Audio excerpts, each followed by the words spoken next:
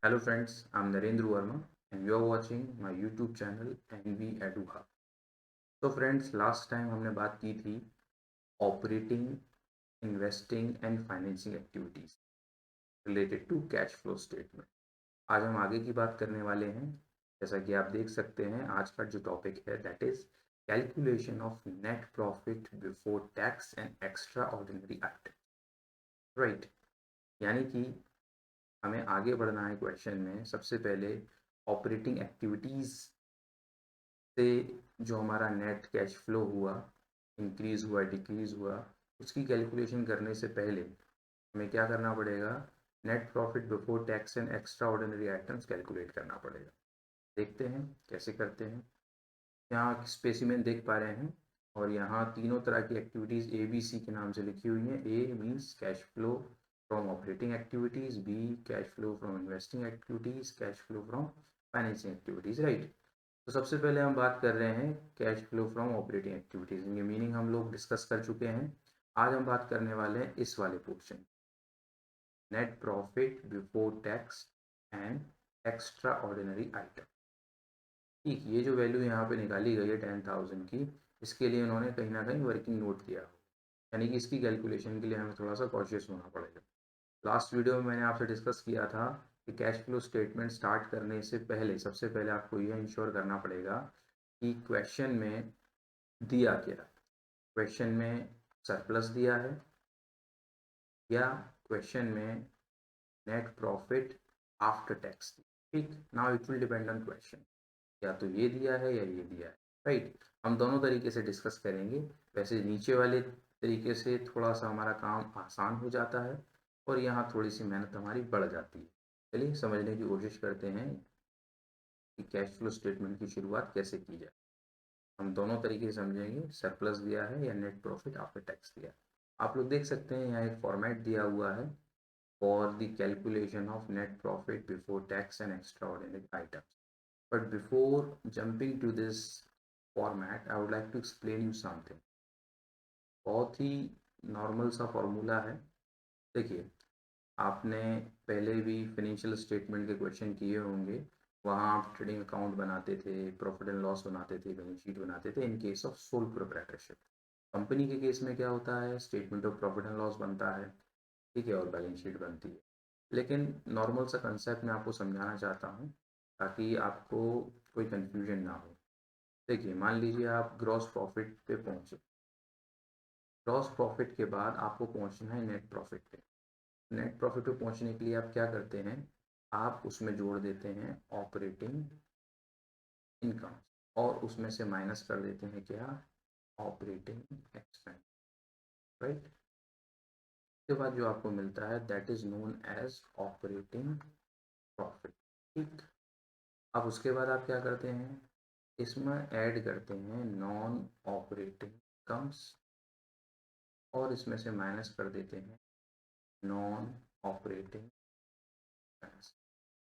अब जब हम नॉन ऑपरेटिंग इनकम से एक्सपेंसेस कहते हैं तो इसमें दो तीन चीज़ें आती। एक आ जाता है आपका इन्वेस्टिंग एक्टिविटीज़, दूसरा आ जाता है आपका फाइनेंसिंग एक्टिविटीज़ और तीसरा आ जाता है आपका एक्स्ट्रा ऑर्डिनरी आइटम्स। राइट, ये हमको ध्यान देना होगा। इसके बाद हमें जो मिलता है that is known as net profit. उस नेट प्रॉफिट में से हम माइनस कर देते हैं tax and then we get net profit after tax. ठीक है, इतनी बात समझ में आती है आपको। इसके बाद नेट प्रॉफिट आफ्टर टैक्स हमारे पास हुआ। देखिए, समझना ज़रूरी है तभी आप वो फॉर्मेट को आसानी से समझ पाएंगे। इसमें से आप माइनस कर देते हैं डिविडेंड पेड, जो भी डिविडेंड आपने दिया, चाहे वो इंट्रीम है या फाइनल है। फिर उसमें से आप माइनस कर देते हैं कुछ पैसा आपको ट्रांसफ़र करना होता है किसी भी तरह के रिजर्व्स में। ठीक है, उसके बाद जो भी अमाउंट आपका बचता है that is known as surplus, जिसे हम बैलेंस शीट में दिखाते हैं रिजर्व एंड सरप्लस वाले हेड। राइट, अब देखिए क्वेश्चन में आपको या तो ये दिया होगा या ये दिया होगा। राइट, अब ये दिया होगा तो हमारी मेहनत कैसे बढ़ेगी, क्योंकि अब हमें अपोजिट चलना होगा। हमें ये दिया है और हमें रास्ता कहाँ तक का तय करना है, यहाँ तक का है। क्यों? क्योंकि हम ऑपरेटिंग एक्टिविटीज़ में इंक्रीज डिक्रीज का कैश फ्लो निकाल रहे हैं, राइट। हमें पहुँचना है यहाँ। तो सरप्लस अगर हमें दिया है तो हमारी मेहनत बढ़ जाती है, और अगर हमें नेट प्रॉफिट आफ्टर टैक्स दिया है तो थोड़ी सी मेहनत हमारी बच जाती है। ये फ़र्क होता है, ठीक है। अब क्या करना होगा हमको, ध्यान से समझिएगा। हम यहाँ पर हैं सरप्लस पे, हमें इस स्टेज से इस स्टेज पे पहुँचना है। तो क्या करना पड़ेगा कि जो हमने माइनस कर दिया है उसे ऐड करना पड़ेगा, और जो ऐड कर दिया है उसे माइनस करना पड़ेगा, तभी हम पहुँच पाएंगे। अपोजिट डायरेक्शन में चलना होगा। यहाँ से शुरुआत करते हैं। हमने ट्रांसफ़र टू रिजर्व माइनस किया, तो इसे हमें क्या करना पड़ेगा, ऐड करना पड़ेगा। ठीक, ये ऐड होगा। इसी तरीके से इसको माइनस किया तो ये भी क्या होगा, ऐड होगा। सिमिलरली हमने टैक्स को माइनस किया तो टैक्स भी अब यहाँ पे क्या होगा, ऐड होगा। नॉन ऑपरेटिंग जितनी भी एक्सपेंसेस हैं उनको हमने क्या किया, माइनस किया, तो वो भी ऐड होगा। और नॉन ऑपरेटिंग इनकम हमने ऐड किए हैं तो ये क्या होगा, माइनस, राइट। इनमें तीन तरह की बातें शामिल हैं। इन्वेस्टिंग एक्टिविटीज़ हो सकती हैं, फाइनेंसिंग हो सकती हैं, और एक्स्ट्रा ऑर्डिनरी। इन्वेस्टिंग एक्टिविटीज़ हम डिस्कस कर चुके हैं पिछले वीडियो में। अगर आपने मिस कर दिया है तो आप ऊपर लिंक देख सकते हैं। वहीं पे हमने फाइनेंसिंग एक्टिविटीज़ के बारे में भी बात की थी। एक्स्ट्रा ऑर्डिनरी आइटम्स क्या होते हैं उसके बारे में बात करें। इसको हम एब नॉर्मल लॉस या एब नॉर्मल गेन्स के नाम से भी जान सकते हैं। एब नॉर्मल यानी कि नॉर्मल ना हो, एक्स्ट्रा ऑर्डिनरी जो ऑर्डिनरी ना हो, जो हमारे normal course of business activity से रिलेटेड ना हो। अचानक कोई चीज़ हो गई हो, अर्थक्वेक आ गया, एक बाढ़ आ गई, उसकी वजह से नुकसान हो गया, या किस ऐसी हमारी कमाई हुई जो अनएक्सपेक्टेड थी। फॉर एग्जांपल कि इंश्योरेंस हमने करवाया था और उसका पैसा हमको मिल गया। ठीक है, कुछ भी हो सकता है। आग लग गई, उससे नुकसान हो गया और उसके इंश्योरेंस का पैसा आ गया, तो जो पैसा आएगा वो गेंस में गया, और जो नुकसान हुआ वो लॉस में गया। तो हमने क्या किया होगा, लॉस को यहाँ घटाया होगा नॉन ऑपरेटिंग एक्सपेंसेस मान के, और जो पैसा आया होगा इंश्योरेंस क्लेम का वो हमने ऐड किया होगा। But that is not operating one, it is a part of non operating one, इसलिए हमें अपोजिट ट्रीटमेंट करना होगा, राइट। तो ये सब उल्टा जाके हम कहाँ पहुँचेंगे, ऑपरेटिंग प्रॉफिट पे पहुँचेंगे। तो हमारा मेन टारगेट ये है, इसके लिए सारा तामझाम हमको करना पड़ेगा, ठीक है ना। अब वापस चलते हैं पुरानी स्लाइड पे। अब आपको आसानी से वो फॉर्मेट समझ, देखिए यहाँ सबसे पहले हम क्या ले रहे हैं, difference between closing balance and opening balances of surplus. अब होगा क्या, क्वेश्चन में आपको दो सरप्लस दे रखे होंगे, एक करंट ईयर का that is known as closing, और दूसरा प्रीवियस ईयर का that is known as opening. तो आपको क्या करना है, क्लोजिंग वाले में से ओपनिंग वाला माइनस करना है, ठीक है। जो भी फिगर आएगी उसको यहाँ पे रखना है, ठीक। क्वेश्चन में हमको ये दिया होगा। अब देखिए वही जो मैंने आपको अभी समझाया था कि डिविडेंड, देखिए हमने पे किया होगा, ठीक। तो अब हम उस डिविडेंड पेड को क्या कर रहे हैं, ऐड कर, राइट। चाहे वो फाइनल डिविडेंड हो या प्रपोज डिविडेंड। प्रपोज डिविडेंड के बारे में मैं एक बात क्लियर कर दूं आपको कि प्रपोज डिविडेंड दो तरीके का होगा, एक करंट ईयर का और एक प्रीवियस ईयर का। तो हमें यहाँ कौन सा लेना है, प्रीवियस ईयर वाला। क्यों? क्योंकि प्रीवियस ईयर में वो प्रपोज्ड हुआ होगा और इस ईयर में, करंट ईयर में वो पेड हुआ होगा। और जो इस करंट ईयर का है वो यहाँ कहीं आएगा ही नहीं, that is known as contingent liability. तो वो अलग से नोट मेकिंग में दिखा दिया गया, ठीक है। केवल आपकी इन्फॉर्मेशन के लिए मैंने आपको बताया। और क्वेश्चन आपको कंफ्यूज करने के लिए अगर देता है तो आप हमेशा यहाँ पर कौन सी फिगर उठाएं, प्रीवियस ईयर वाली, ठीक। इंटरिम डिविडेंड यानी कि साल के बीच में कई बार डिविडेंड पे कर दिया जाता है, तो वो यहाँ हमने ऐड कर दिया।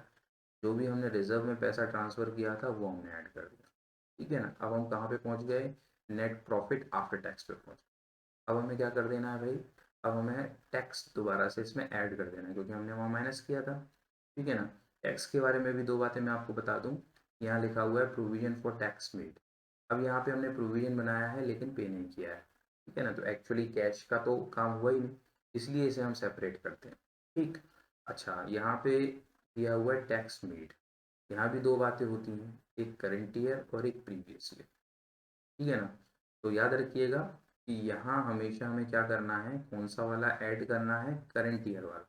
अगर क्वेश्चन में स्पेसिफिकली नहीं दिया है तो एक ही होगा, उसी को हम मेड और पेड मान लेंगे, ठीक है। तो हमेशा याद रखिएगा टैक्स के केस में करंट ईयर वाले को ट्रीट करते हैं मेड और प्रीवियस ईयर वाले को ट्रीट करते हैं पेड।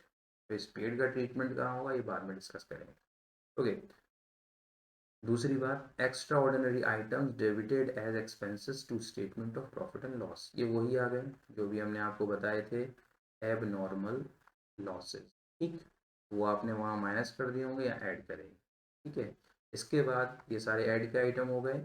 अब यहाँ माइनस करने के लिए क्या दिया है, refund of income tax credited as income to statement in profit and loss, यानी कि अगर आपने ज़्यादा इनकम टैक्स दे दिया है, गवर्नमेंट आपको रिफंड करती है, तो उसको आप यहाँ लेस कर दीजिए। क्यों? क्योंकि आपने उसे एक इनकम मान के इसमें ऐड किया होगा, ठीक है। तो आपको यहाँ पे लेस करना पड़ेगा, क्यों? क्योंकि हमें ऑपरेटिंग एक्टिविटीज़ निकालनी है। इसी तरीके से extraordinary items credited as income, ये वही बात हुई जो मैंने अभी आपको समझाया था, एब नॉर्मल गेन्स, तो वो आपने वहाँ ऐड कर दिया होगा, यहाँ पर इसे लेस कर देंगे। ये सब करने के बाद जो हमें हासिल हुआ वो क्या कहलाएगा, net profit before tax and extra ordinary item, right. एक बार फिर से देख लीजिए, ये मैंने जो अभी आपको समझाया था कि हमें कहाँ पहुँचना है, नेट प्रॉफिट बिफोर टैक्स पे पहुँचना है। मैंने यहाँ पे ऑपरेटिंग प्रॉफिट लिखा हुआ है, अभी हम यहाँ पहुँचे नहीं हैं, अभी हम यहीं पे कहीं पर हैं, इसी स्टेज पे। अभी मैं आपको एक्सप्लेन करता हूँ, ये वाला स्टेप हमने कर लिया, ये वाला स्टेप कर लिया, यहाँ बीच में है। अभी हम आगे जब बढ़ेंगे, क्योंकि हमने सारे non operating incomes and non operating expenses minus और प्लस नहीं किए, अभी केवल किसका ट्रीटमेंट किया है हमने, एक्स्ट्रा ऑर्डिनरी आइटम्स का। अभी ये तो रह ही गए, ठीक है ना, ये रह गए। इसके अलावा एक और चीज़ के अंदर आ जाती है आपकी non cash expense and income, ठीक है। क्यों? क्योंकि हम कैश फ्लो स्टेटमेंट बना रहे हैं, ओके। तो हम यहाँ पे कहीं पे पहुँच गए, अभी अब पहुँचना यहाँ पर है ऑपरेटिंग के लिए, ठीक। हम यहाँ पहुँच गए, क्योंकि यहाँ से हम अपना क्वेश्चन स्टार्ट करते हैं, ठीक है। आप देख सकते हैं फॉर्मेट हमारा था, यहाँ से हम क्वेश्चन स्टार्ट करते हैं, net profit before tax and extraordinary items, बाकी के एडजस्टमेंट यहाँ जो भी मैं अभी आपको बता रहा था। ये देखिए, फॉर एग्जांपल ये फाइनेंसिंग एक्टिविटी का पार्ट, ठीक है। फॉर एग्जांपल ये इन्वेस्टिंग एक्टिविटी का पार्ट, ठीक, देख पा रहे होंगे आप लोग। तो इसीलिए मैंने आपको बताया कि हम वहाँ पर मिडिल में कहीं पे हैं, तो अभी ये एडजस्टमेंट करना हमें बाकी, ठीक है। चलिए आगे बात करते हैं। और अगर हमको यहाँ पे डायरेक्टली नेट प्रॉफिट दे देता है आफ्टर टैक्स, तो हमको केवल थोड़ा सा ही काम करना है, ज़्यादा मेहनत करने की ज़रूरत नहीं है।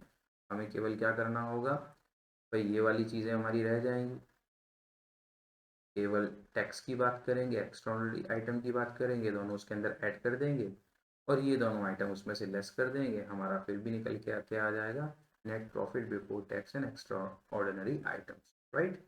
चलिए अब एक काम करते हैं, एक प्रॉब्लम लेते हैं और उस पर बेस करके इसको समझने की कोशिश करते हैं। तो there is a problem, from the following information for the year ended 31 March 2020 calculate net profit before tax and extraordinary activities, ठीक है। तो ये हमें कैलकुलेट करना है, दिया क्या क्या है हमें ध्यान से देखिएगा। सरप्लस दिया हुआ है, balance in statement of profit and loss opening balance है, 4 लाख दिया हुआ है लेकिन ये नेगेटिव बैलेंस है, ठीक। क्लोजिंग बैलेंस हमको दिया हुआ है 10,80,000, दैट इज पॉजिटिव वन। और हमको प्रपोज डिविडेंड देखिए 2020 वाला, यानी कि ये करंट ईयर हो गया, और 2019 यानी कि प्रीवियस ईयर वाला हो गया। कौन सा लेना है हमको, ये वाला नहीं लेना। ये क्या कहलाएगा हमारा, कंटिंजेंट लायबिलिटी, ठीक है ना। और transfer to workman compensation reserve, ठीक है। टैक्स का हमें करंट ईयर का ही फिगर दिया है। चलिए सॉल्व करते हैं इसको। तो देखिए सबसे पहले आप यहाँ पे लिख देंगे क्या, देखिए वर्किंग नोट बनाएंगे आप इसके लिए, यहाँ लिख देंगे, ठीक है। ये आपने हेडिंग डाल दी, अब आप क्वेश्चन शुरू कर सकते हैं। सबसे पहले यहाँ पे हम लिखेंगे क्या, अब देखिए क्लोजिंग सरप्लस हमको कितना दिया हुआ है, 10,80,000, 10,80,000 माइनस, ठीक, और वहाँ पे वो फिगर माइनस की है, यानी कि 4 लाख माइनस। अब अगर थोड़ा सा भी आप अलजेब्रा आपने किया हुआ है तो आपको पता है माइनस माइनस क्या हो जाता है, प्लस हो जाता है, यानी कि 10,80,000 प्लस 4 लाख कितना हो गया, 14 लाख। अक्सर स्टूडेंट्स यहाँ गलती करते हैं, वो क्या करते हैं 10 लाख में से 4 लाख माइनस कर दिया और क्वेश्चन गलत हो गया। देखिए वो ऑलरेडी आपको माइनस का फिगर दिया और आपको माइनस करना, तो माइनस माइनस प्लस हो जाएगा, यहाँ आ जाएगा 14,80,000। अब ये तो रही अलजेब्रिकल बात, लेकिन अब अकाउंटेंसी की लैंग्वेज में इसको समझ लेते हैं कि हमारे पास क्लोजिंग बैलेंस बचा है 10,80,000। ये 10,80,000 तब बचा है जब हमने पिछले साल का घाटा पूरा कर लिया। लास्ट ईयर हमें 4 लाख का लॉस हुआ था, तो पहले हमने 4 लाख कमाया होगा, उसको बिल्कुल ज़ीरो पे लाने के लिए। फिर हमने और पैसा कमाया तो हमारे पास कितना बच गया, 10,80,000 बच गया। तो टोटल हमने जो इस साल कमाया होगा वो कितना है, 14,80,000। 4 लाख इसको कंपनसेट करने के लिए और बाकी हमारे पास बचा हुआ, ठीक है ना। चलिए अब हम क्या करेंगे यहाँ पे, अब हम कुछ चीज़ों को इसके अंदर ऐड करेंगे। क्या क्या ऐड करेंगे भाई, डिविडेंड पेड, जो भी डिविडेंड हमने पे किए, कैसा, कौन से डिविडेंड पे किए हैं। एक ही डिविडेंड यहाँ पे दिया हुआ, इंटरिम डिविडेंड दिया नहीं है, प्रपोज्ड वाला ही, और मैंने आपको बताया था प्रीवियस ईयर वाला फिगर हम लेंगे, मीन्स 4,20,000 वाला फिगर। तो यहाँ हम साफ साफ लिख देते हैं 4,20,000, नो प्रॉब्लम। इसके बाद इसमें हम ऐड करेंगे transfer to workman compensation reserve. कितना हुआ है भाई वर्कमैन कंपनसेशन रिजर्व में ट्रांसफर, 3 लाख। 3 लाख हम यहाँ पे लिख देंगे। इसके बाद हम इसमें ऐड करेंगे provision for tax during current. कितना दिया हुआ है, 4,60,000। 4,60,000 भी यहाँ पर ऐड वाला आइटम हो गया। अब यहाँ लेस वाला कोई आइटम है नहीं, इसलिए डायरेक्टली इसको हम ऐड करके लिख देंगे। कितना आ गया ये, 11,80,000। 11,80,000 को हम इसमें ऐड करते हैं, हमारा निकल के आता है 26,60,000, राइट।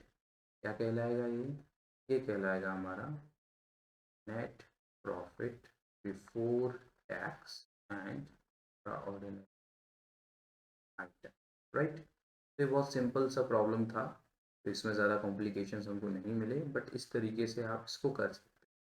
अब यहाँ से हम अपने कैश फ्लो स्टेटमेंट की शुरुआत करें, ठीक है ना। जैसा कि मैंने आपको फॉर्मेट में दिखाया ही था कि हमने ये हासिल कर लिया, इसके लिए हमें वर्किंग नोट बनाना पड़ा, वर्किंग नोट में हम यहाँ तक पहुँच गए। यहाँ तक जब हम पहुँच गए, ठीक, अब आगे का क्वेश्चन हो जाएगा, ये डिस्कस करना है, ये डिस्कस करना, ठीक है ना। तो ये सारी बातें आज की वीडियो में नहीं हो पाएंगी। नेक्स्ट वीडियो में हम देखेंगे कि कैश फ्लो स्टेटमेंट का जो पूरा फॉर्मेट है उसे किस तरीके से बनाया जाता है, एक एक चीज़ हम सेपरेट करके अच्छे से समझेंगे और उस पर बेस्ड एक प्रॉब्लम करेंगे, ठीक है ना। चलिए आज के लिए बस इतना ही। अगर आपको ये वीडियो पसंद आता है इसको लाइक कीजिए, अपने फ्रेंड्स के बीच में शेयर कीजिए, और चाहते हैं कि इस तरह के वीडियोज़ आपको मिलते रहें तो चैनल को सब्सक्राइब कीजिए। बहुत जल्द आपसे अगली मुलाकात होगी, तब तक के लिए बाय बाय।